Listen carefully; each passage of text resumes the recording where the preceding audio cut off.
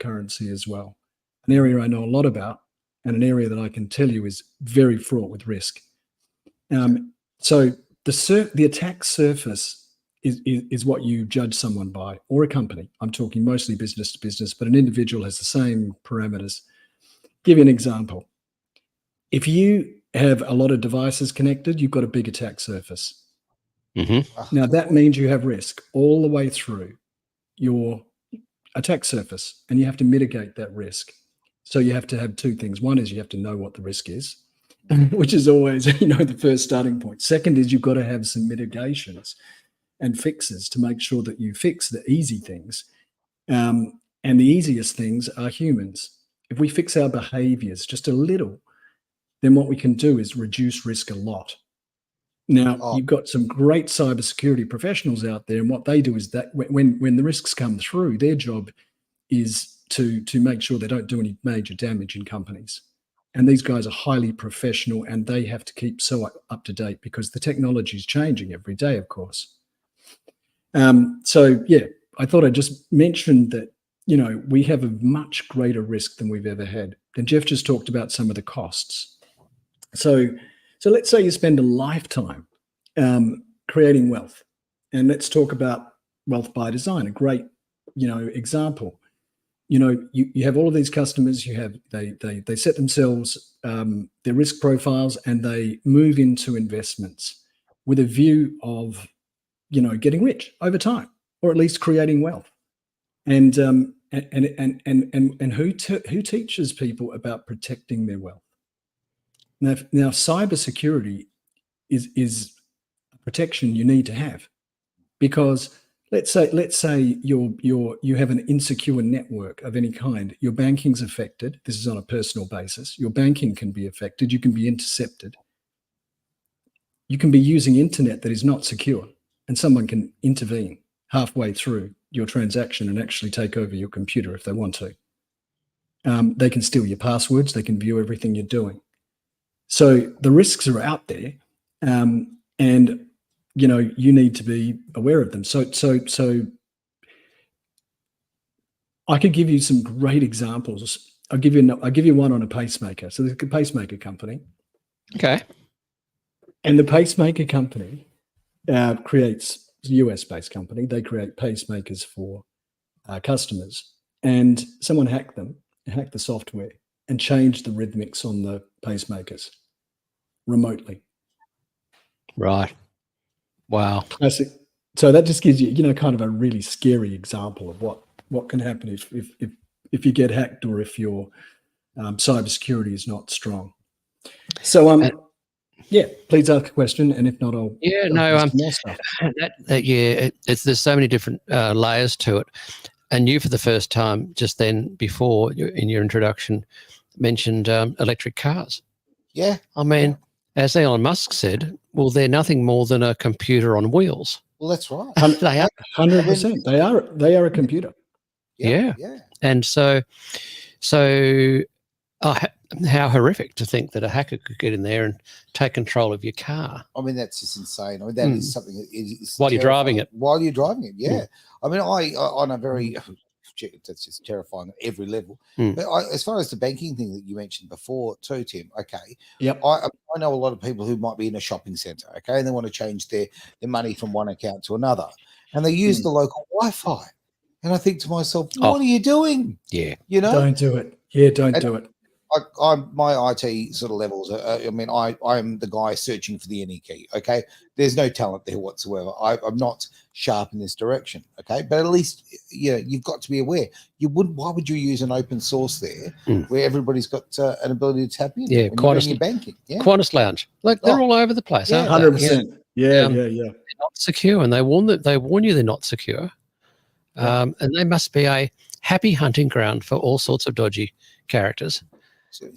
In these environments, I would have thought. I think that's it, and it's growing the risk. They always say if it's worth stealing, someone's going to find a way to steal it. Yes, and it's pretty easy, right? Because if you're a bank robber, say you go into a bank and you find out they haven't got any money there anyway because it's all digital. You face huge risks and you try and rob a bank. Sure. But if you are using IT-based robbery, they can get into your bank account from a different country. They Yeah. can access your information details and potentially cause you some serious damage. And they're untraceable. They're not subject to our laws. So No, if they they're came to not. Australia, you could get them, but otherwise they're just running away doing whatever they want to do. So I think it's up to everybody, up to us. You know, I've made it my mission through DefSafe. It is to make sure I have the ability to train people so that everybody can have the education Mhm. in a simple and concise way to be able to protect themselves, protect their devices, and therefore protect their families and their businesses. Yeah. Okay. No, good on you, Tim. It's a great initiative. And I would have thought that although AI can be of great help to commerce, it could also be a great help to crims. Absolutely. So if you imagine for all the cyber professionals, they're trying to keep ahead. They're trying to keep ahead. They've got limited budgets, and they're just trying to keep ahead. You know, keep ahead of the game. So they've got to be smarter than the hackers. But the problem is you don't know what the risk is until the risk comes, and then you've got to try to mitigate and find a way around it or to detect it or prevent it. So you've got the smartest people in the world trying their hardest. But you've got a lot of bad players out there with the same amount of knowledge and all the new tools, and they're reinventing themselves very quickly. Tim, is So this the other something- thing, yeah. Sorry, Aaron. Yeah, no. Something that comes to me as a question is this something that you've got to keep on top with as far as constant training? I mean, you know, it's not something you can do, hey, once every 5 years, knock yourself out, we'll tick that box with the HR department. Is this something that, because things are changing, because they're evolving, that you need to be having somebody who's a professional keeps on top of it? Oh, look, absolutely. You know, it's a great question, Aaron. Thanks for that. I mean, you imagine this: your weakest link is the one guy who's not trained. You can have Spot on. 99 people trained, and then you get the new guy, and the new guy comes into the company, and he's the one who makes the errors because you haven't trained him. And every one of those 100 people is compromised. That business is compromised. Sure. You hope it doesn't happen, but we like to kind of think, well, we don't. What we say is, it's not a matter of if it'll happen; it's a matter of when. It is. You a know, matter. Thoroughly agree. Yeah. Yeah. Like it used to be something that not so long ago we kind of thought, oh, it only happens to big corporations, this, that.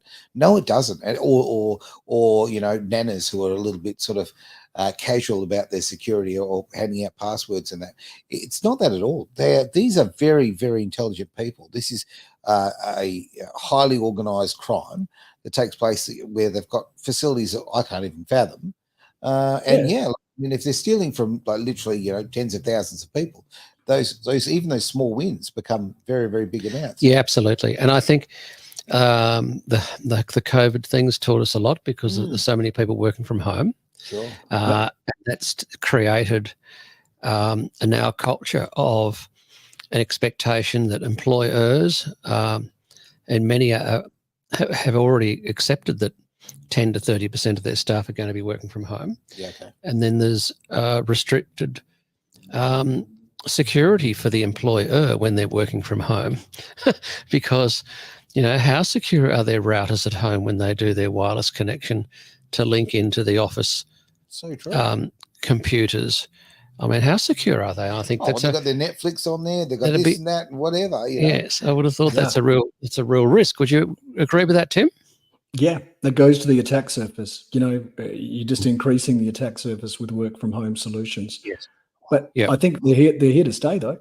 You know, I don't think anyone's going back to the office in a hurry.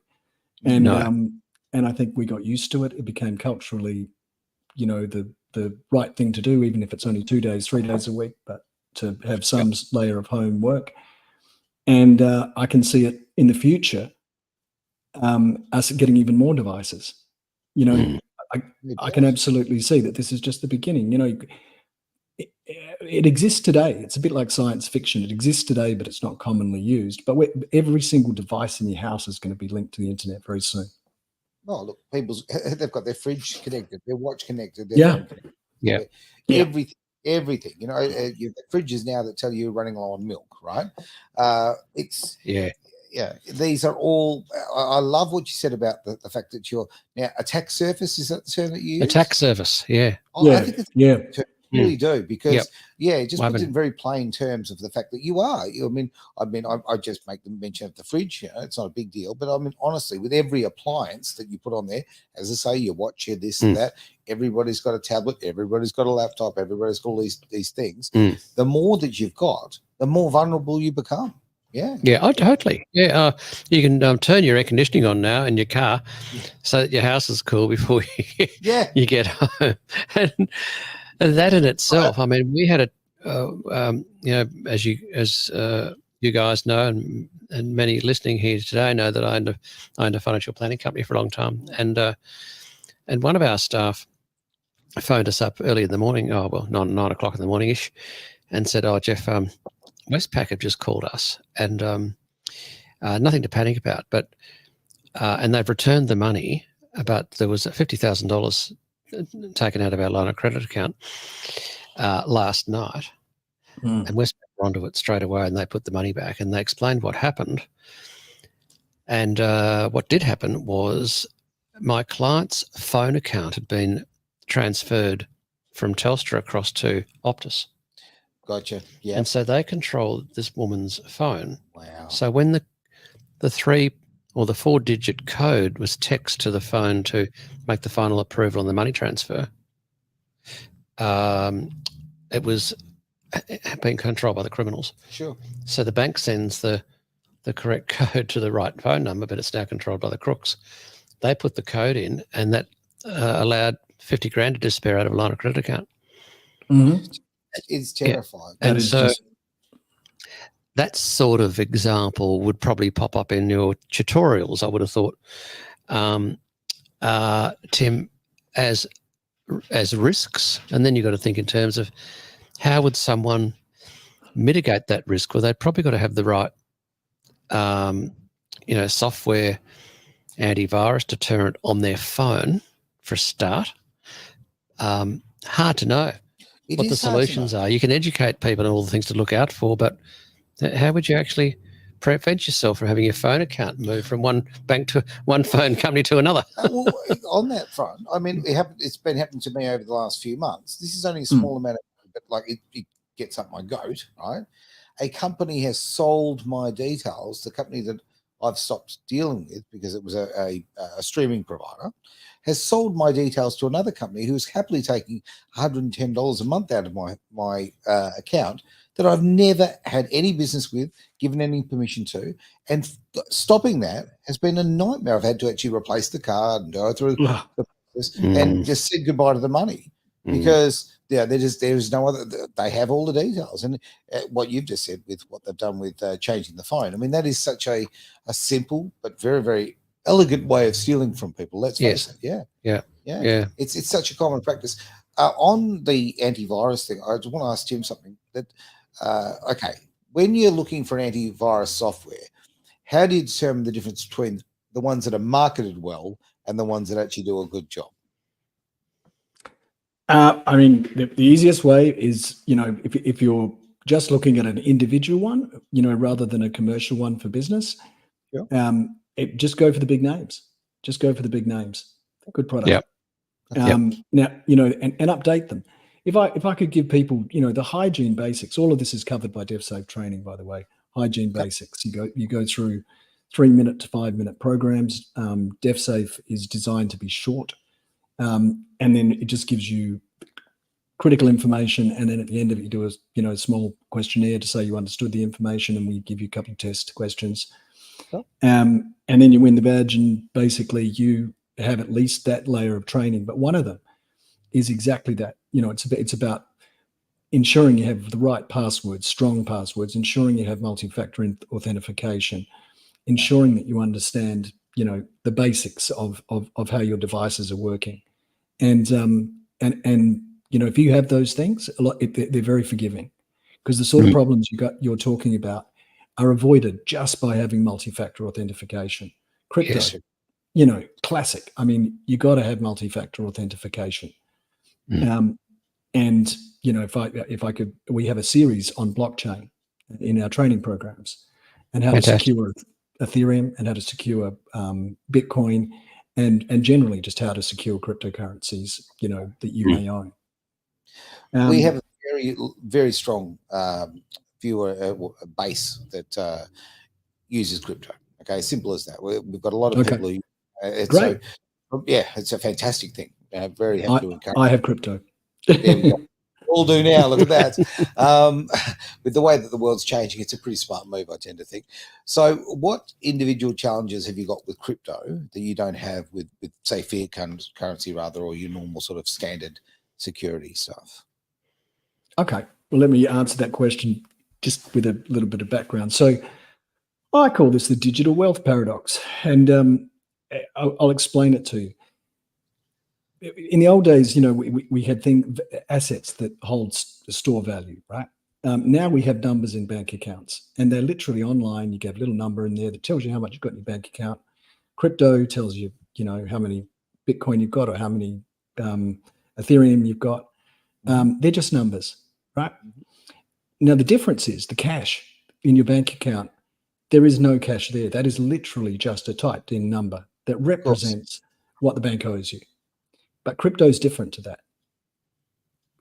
Crypto has a range of possibilities because it is a fungible token. So it is real, right? It's not just a little number. Yeah, it is real. It is real. Yeah, and so you need to store it in a manner that will protect it, and the only way of protecting it. And you have to think also of you can have really strong protection, but what if you die? Yeah, you got to make sure you can pass it on to someone as well. So you've got a few issues to think about. But what I'd say is the security that I would always use. I use a ledger or a Trezor, one or two those two items, and I keep my.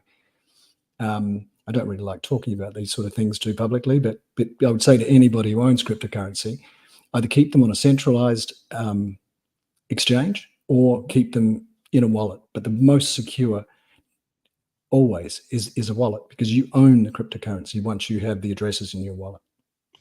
Okay. I mean, I know obviously that Jeff, you've talked about some great, basically products that you guys offer and are attached to, if you like, when it comes to insurance for you. Custody. Yeah, exactly. And I think that's something that, I mean, obviously works really well, hand in hand, really, with the security side of things. Yes. If you've got full custody, a BitGo or a Zodia, where you've got the full insurance, that's fine. That's saves people the risk of losing their key on their external wallets. Yep. Which is a risk, as you know. We've got one of the biggest crypto companies in Perth that are a brilliant educator and very strong on the Trezor, separate hard sort of hard copy wallets. Yeah. Using the wrong term, but it's a cold wallet. Okay. And you take the crypto off platform and they put them in a safe place. Right. But there's not. But as far as crypto exchanges that offer full custody, I think there's only one in Australia. Right. Yeah. And who's that again? It's a mob called W99. Okay. Yeah. Sydney-based company, New Zealand, Australian investors, private company, and I think ASIC are very keen to know what's going on with security for people with their crypto assets, with their regulations coming out late next year. So, and custody is a big one for them. Yeah. Custody and security, I mean, as I say, they do go hand in hand. With the services you offer, okay, so with DevSafe, you do fundamentally training, is that right, when it comes to? Yeah, that's it. Look, it's a little bit more than that, but yeah, we do training. Our job is training people. I do like to oversimplify things, yes. Yeah, makes it easier, doesn't it? Yeah, so DevSafe's mission is to train people. Okay. And to give them the relevant training. So I use AI to build the programs I have. Okay. I use the advisors I have I always get people smarter than me, because it tends to give you a better product, doesn't it? I had the professors of RMIT cybersecurity was one of my advisors. I have a PhD from Auckland University who is a specialist in phishing. He's another one of my advisors. So they help me sort of curate programs, and I have my business partner is an experienced professional. He's been in IT for 25 years, and so yeah, we want to build relevant training for companies to use to make sure.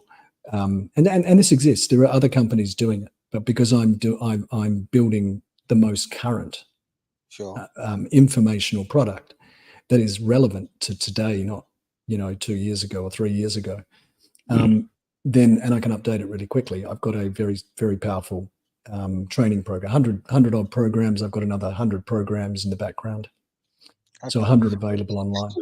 IT moves so quickly. It's something that's 3 months old is 30 years old in some respects. It's not like the old days. The world, we've got obviously quantum computers on the way, which are going to change things again.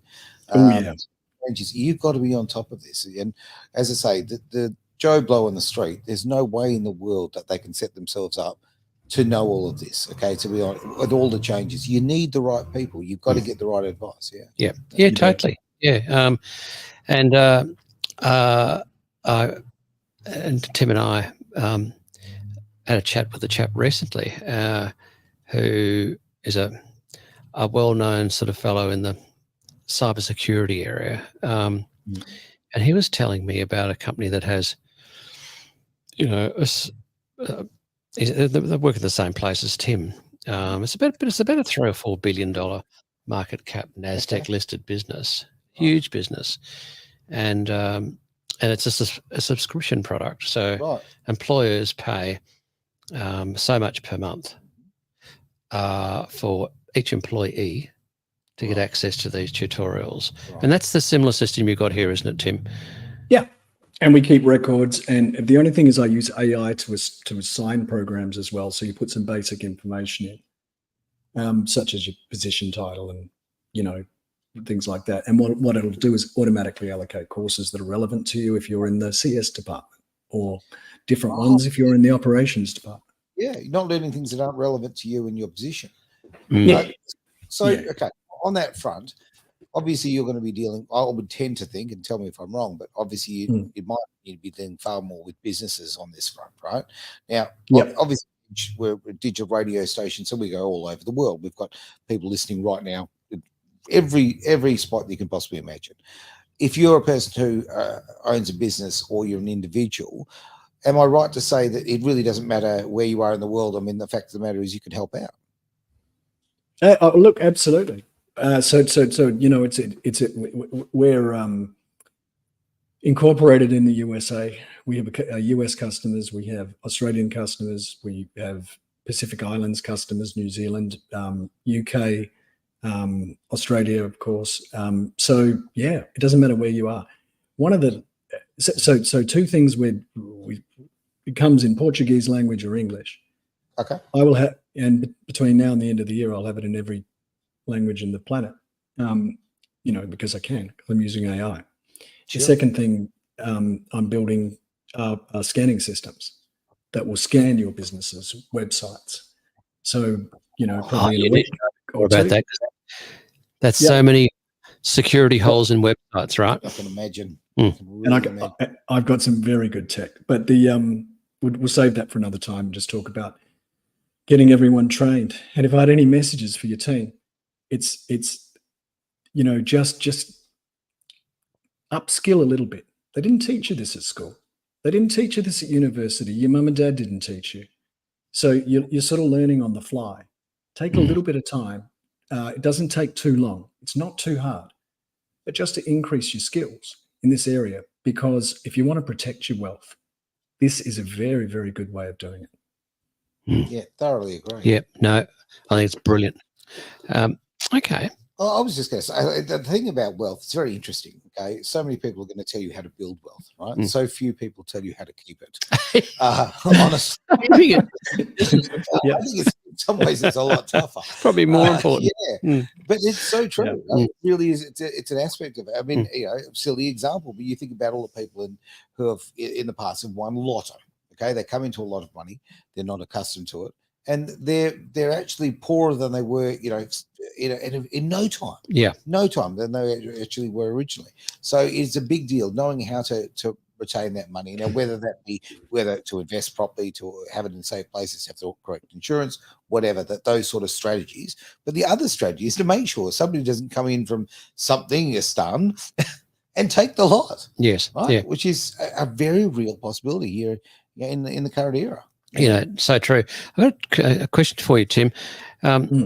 In your tutorials, I can only hark back to a personal situation that happened to me in my business where a hacker got through a weak link that we had, and there was a demand flashing all over the screen when the staff came to work that my security had been breached, and I had to pay $25,000 in Bitcoin in order to have 2 terabyte of data unencrypted, which was 30 years of client files that were sitting on my NAS.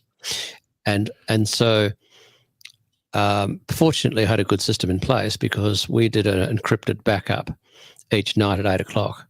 And that encrypted backup was then uploaded into the cloud. And then it wasn't possible to encrypt an encrypted file. So I was up and going within 2 hours. Wow. All the staff were back at work. And I was able to ignore the Bitcoin demand, and it didn't matter that they'd encrypted. I lost about 2 hours of work because I never get that back. And so no risk to my business whatsoever, but that has sent businesses broke in Australia that I'm aware of.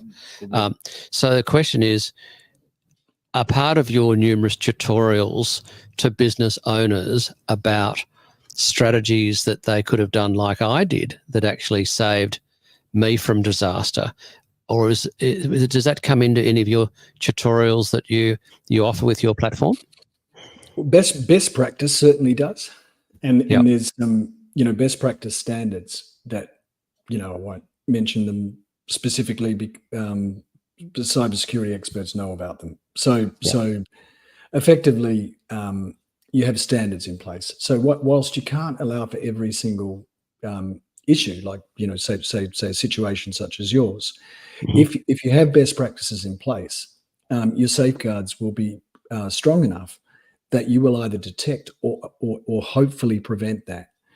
Yep. If it does happen, you then go through to what are your prevention strategies. So how do you react?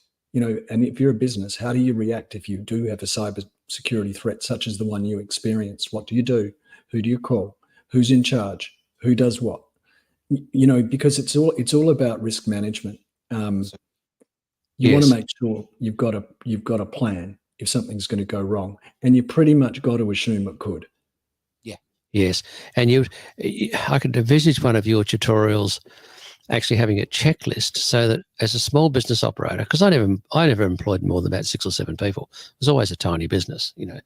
But there's a cost in that. But but it was still my livelihood, Well, that's exactly right. And absolutely, and it can be equally relative terms. Doesn't matter. 6 or 7 staff, but it was all I had. It was how I operated for most of my working life. But I would be. It took me a long time to find the right IT people that I could rely on, and I would have thought that if I had a checklist to tick off all the things that they would do for me as a small business owner by when I got them in to look after my Office 365 and my NAS. It's obviously up. It's all up in the cloud now. The NAS just sits there as a box in the corner, but I think that'd be helpful to business owners where you know how to quiz the contractor it's a deregulated industry, right? Yeah, I'm actually going to come a different way on this one, mate. And to be frank, I'm going to give you a big compliment here, so get comfy. This is the thing. I get contacted all the time by people who are asking for advice, of people that can talk to about this, that, and whatever. Right. So somebody reached out to me the other day about a lawyer about something very, very specific. I know a lot of lawyers. I'm sort of, sadly have my hand in that field. I don't want to, but I do. But I didn't have anybody who I thought, right, that handled that specific part of law. So, okay. And so it's another state. It was just all very difficult. Right. So the lawyers I know, I've built up relationships with a long time. It's a trust thing. Now, where I'm going on this is the fact of the matter is I actually referred them on to you because this is after 25 years in the industry there, you've spent the time and you, quite frankly, you've saved me that trouble. You've actually vetted people. And this is just the beauty of businesses like yours because it does connect. It saves me that risk of going out there. To go out and vet yourself, it's time consuming. It's difficult. You look at a website and it might look $1 million, right? But who's behind it? You got to think about the quality. So, as I say, with yourself, I find it very comfortable in recommending you who will therefore recommend someone else. I've already spoken to those people. Oh, there you go. There you go. I haven't got an answer for them yet. Okay, well, but we're working on we'll it. put it as pending. But that's the thing. Like, it's the old time in the game kind of thing. I suppose it works with crypto as well. It's not the timing; it's the time in the game. Well, very much the same when it comes to recommendations and the people you deal with. And for me, it gives me a lot of comfort because I can sit here and I know because I know you and the people you're associated with. And we have a strong relationship. I know that if I need cyber help, I'm going to go to Tim, right? I'm not going to go through the yellow pages if they still exist. I don't know, but you've got to do that. Getting these relationships and knowing people you can trust is so important. So that's a big thing you do at Wealth by Design. Something that I've fallen into and very, very happy to recommend. Fantastic. Yeah, no, it's and conversely, I mean. You run a refreshingly honest and sort of free speech radio station, and so for people that we want to promote some of our clients for advertising, we'd send them here. And so the quid pro quo applies wherever there's integrity on both sides of the fence, as we know. You've nailed it. There's the word. Integrity. Yep, that's good. Yep, I like that We're too. looking for someone, whether it be our financial advice, whether it be lawyers, whether it be our cyber security. You're looking for a person or a business of integrity. Yep. And basically by leveraging someone else's experience is a very positive way of going about it. Dead right. Yeah. Very good. So Tim, whereabouts are you domiciled in the States? Because you're registered in the States, aren't you? Yeah, we're registered in Delaware, right? And we have one of our employees in the US, and then various employees sort of spread throughout different locations. Okay. We're quite a remote working environment ourselves, so we have our own unique security risks we have to manage. Sure. Yeah. So Delaware. And I'd invite anybody, have a look at DevSafe. There's free stuff there. So just be aware if you've got a Gmail account, you can't use it. You've got to use your proper business email. Sure. So it can't be a Gmail account. But but if you want to go and have a look and you want to go and do some training, the Cyber Essentials, we put 3 courses there, and all you have to do is log on devsafe.com and put in your email address. We don't need anything else. We'll send you a security password just to make sure you got a 2FA on it. And then you go in there, you can do 3 free training courses. And I suggest those 3 because we chose them because they're useful for everybody. And you get to meet Nova. Fantastic. Training avatar. My apologies, Tim. I didn't mean to talk over you there.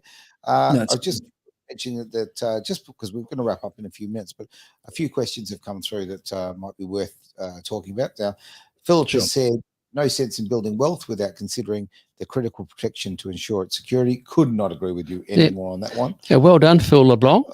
Where's he from? I don't know. Didn't they say? He's popped in out of the blue. He has popped in. There we go.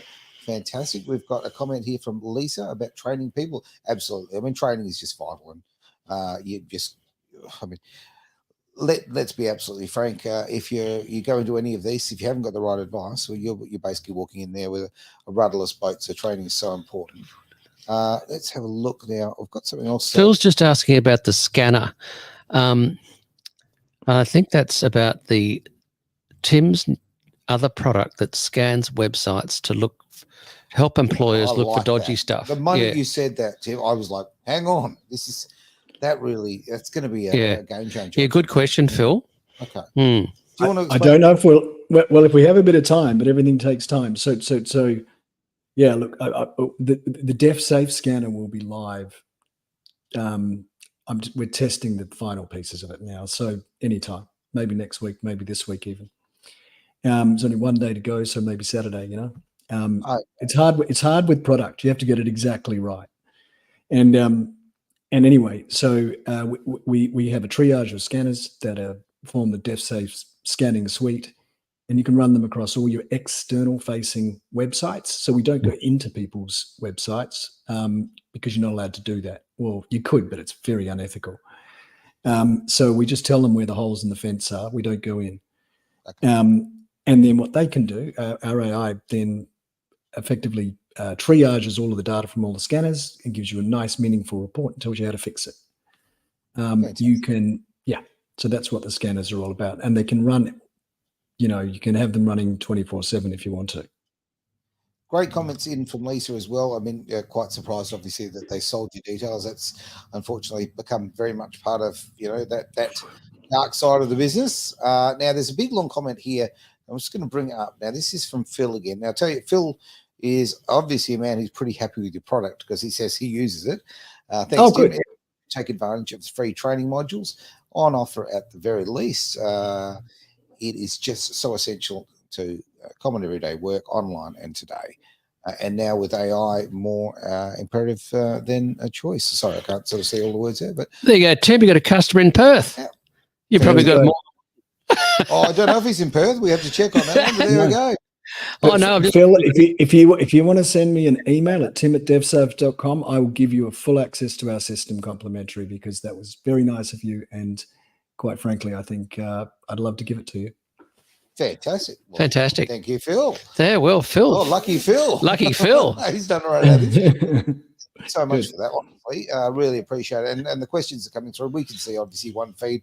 Now, the other questions that come through, we'll actually see during the week because they'll come through. Because as we sort of work here at Edge, we've got feeds everywhere. Okay, and literally we can amalgamate them through the week and see all the questions. So we can perhaps talk to Tim later on about these if you've got anything specifically in that. We could do a next segment with Tim if he's available. No doubt in relation to maybe just the security scanning side. I like that. I really do. I think that's because that's such an obvious one. Yeah, it really is. Where you could actually, God, yeah, that's a great idea. Mm. All right. Do you have any sort of? I'd be happy to. Yeah. Brilliant, okay. Brilliant, Tim. Any sort of last thoughts? Anything a bit of information you sort of would like to throw forward for our listeners and watchers? I guess what I'd like to say if I had a closing piece was, it's going to get worse before it gets better. We need to get smarter. We're going to be online. It's a part of our digital lives. We're going to be online more and more and more and more through various different ways, methods, and means. AI has changed everything. Yeah, it has. Now, we won't even call it AI in about 3 years. It'll just be called business. Yeah. At the moment, we call it AI. But it's opening up a huge amount of possibilities. It's opening up a huge amount of problems. And we need to make it work to our advantage. So hence, get trained, get into it. If you're not up with AI, get a little bit of AI education. It's pretty easy these days. And in fact, we have a course on AI. So you can do the course. There you go. I've got one of the Phil's comments there in relation to risk management is very relevant as well. And it was a comment that triggered another comment from someone the other day when I was talking about you, Tim, and I think it dealt with insurance, cybersecurity insurance. In order to get accepted by a cybersecurity insurer, you had to tick a whole bunch of boxes. It's a bit like getting your house insured, and you've got to make sure that you've got all the windows with proper locking systems on them to either get insured or even get your premium down. And I think the comment was that unless you can tick a box to say that you have made the effort to reduce the risk of a cyber attack, i.e., train your staff like you're doing, it will either allow you to get access to cybersecurity insurance or allow you to at least get a competitive premium. Does that sound about right? Yeah, absolutely. It is a requirement of cybersecurity. Just every single cyber insurance policy I've ever seen, you must have a cyber safety awareness program in place or for your staff, because they're the obvious first risk. People are the obvious first risk. There are a range of other things you need to solve, and that includes things you must have in place to protect your business, and that all helps to bring your premium down and make you insurable. Yes. Let's say you did, a bit like house insurance. You told them you had an alarm system, but actually you didn't, and then and it brought your premium down, and you were happy, and then you got robbed. Once the insurance company realizes you don't have an alarm system, they're not going to pay you. Yeah, dead right. You avoid your claim. No, you avoid the claim. Yeah. So once again, it's about education, transparent education, and just getting the message out. Yeah. Couldn't agree more. I'll tell you right now, brilliant having you on board, Tim. Really appreciate your time today, mate. Thanks very much to you. Absolute pleasure. To be frank, need to get you back because I want to pick your brain left, right, and centre. So, but for now, we've run out of time. So thanks very much for being part of the show. It has been Wealth by Design here on Edge Radio Australia.